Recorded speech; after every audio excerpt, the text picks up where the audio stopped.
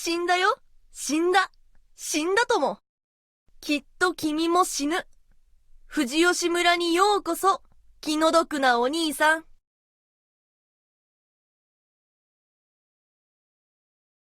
Raging Loop is set to join a fairly long list of visual novels already available on the Switch, but this has a story that contains elements of both mystery and horror. Developed by Kemco and published by PQube, is it worth a look? I'm Glenn for SwitchUp, thank you to the developers for the review copy, and now, let's find out.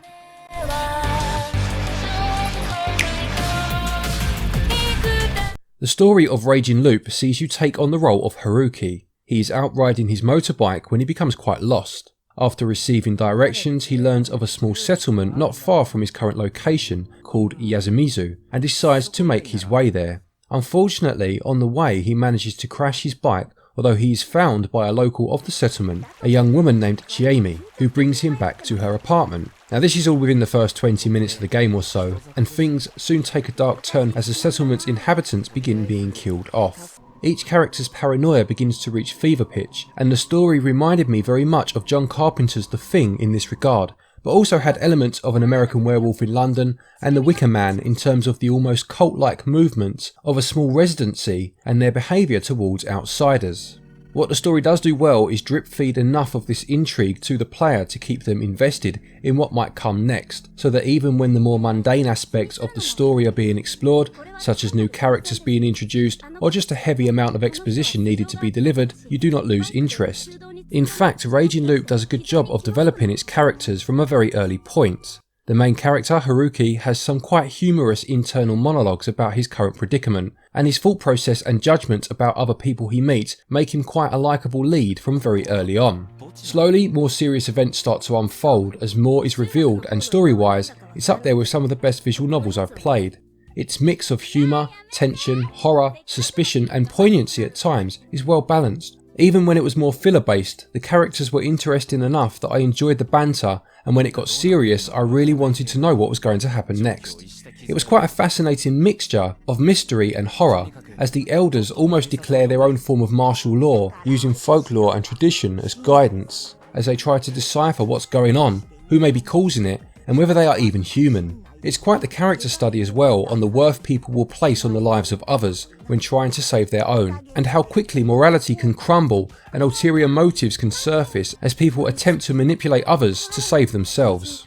Gameplay wise, it's important to note that this is a visual novel that focuses on the novel part quite heavily, with no puzzles to solve as you would find in some other examples of the genre. You do need to make choices at times, although Raging Loop does handle this system slightly differently. While some of the choice screens will allow you to pick any option listed, at other times one will be locked away and these will be signified by a key icon. Basically, keys will be obtained at certain times that will subsequently allow you to pick this second option in a future playthrough. The thing is though that whilst some of these choices are locked, you will be forced to choose an option that may well lead you to death. Now death is a big part of the experience and is sometimes the only way that you will obtain the said key to make the alternative choice. Although a death will take you back to the beginning of the game, you do not need to play through again, as pulling up the menu by pressing X will let you choose the scenario chart option, and from here you can go back to any scene played out thus far. It will even show you the particular scenes that included a choice with an option locked behind a key, so you can return to the exact point and choose the other branching path. This means that you do not need to make multiple manual saves in order to return to a key point in the story. You can still save manually, plus the game will auto save periodically, but this is more for resuming the game later than for exploring alternate story paths.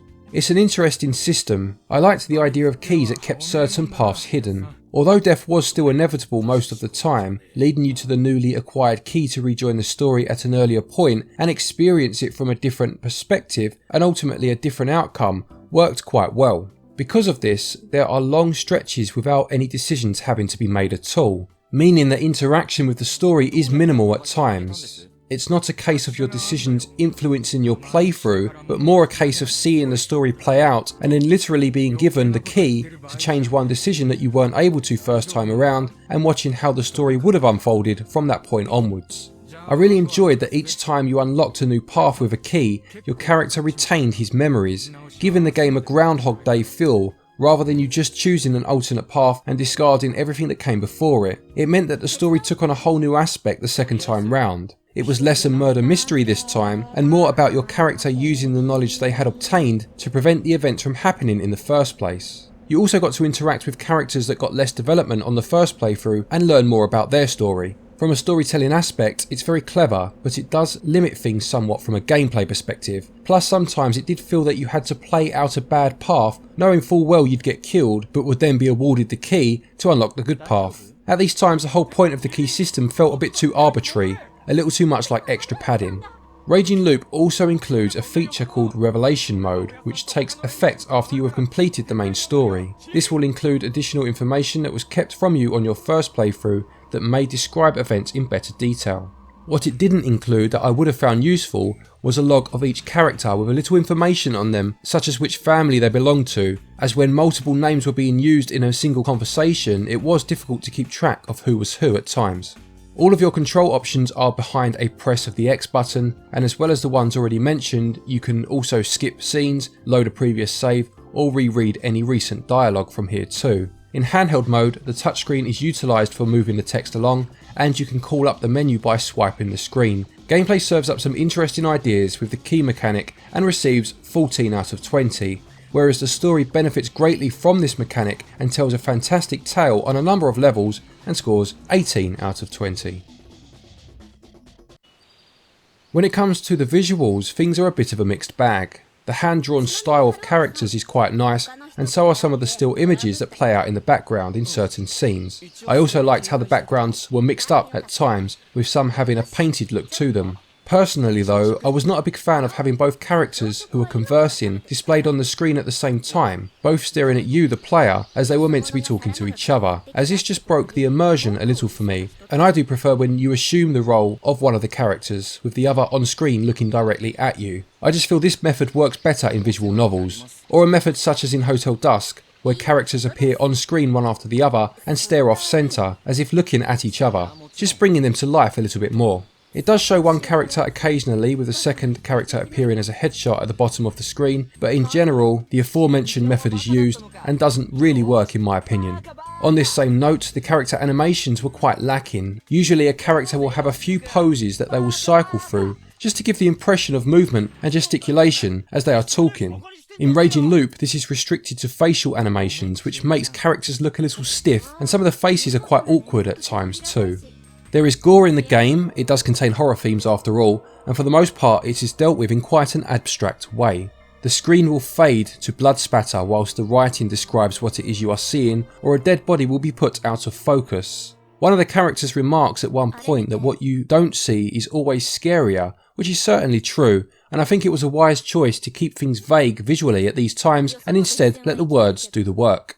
Audio wise, the game is fully voice acted in Japanese. I really enjoyed the voice acting, it was quite understated and all voices fit the character profiles very well.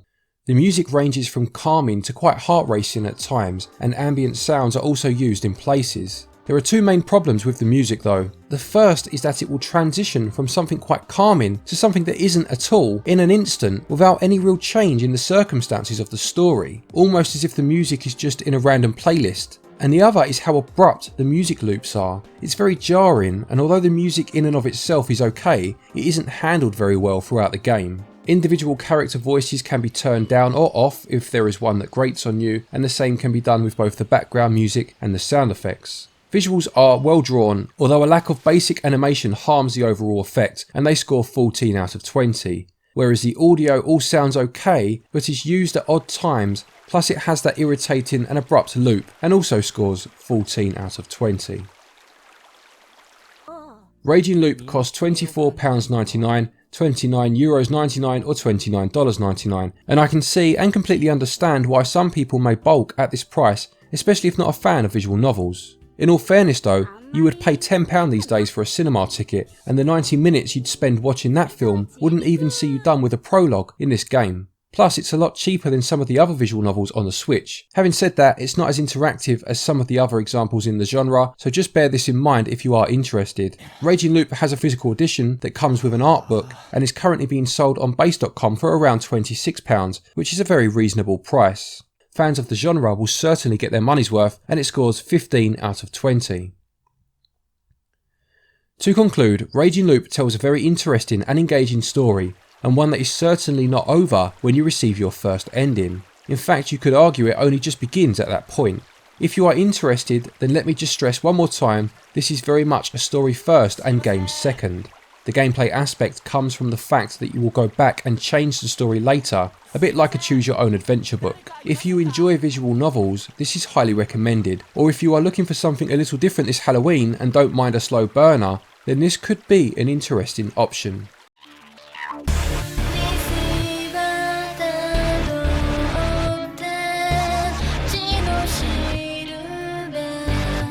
Raging Loop gets a SwitchUp score of 75%. Many thanks everybody as always for watching. A quick thank you to our Patreons as always for your continued support, and to each and every one of you for watching our videos, it's very much appreciated. Take care, and until next time, happy gaming.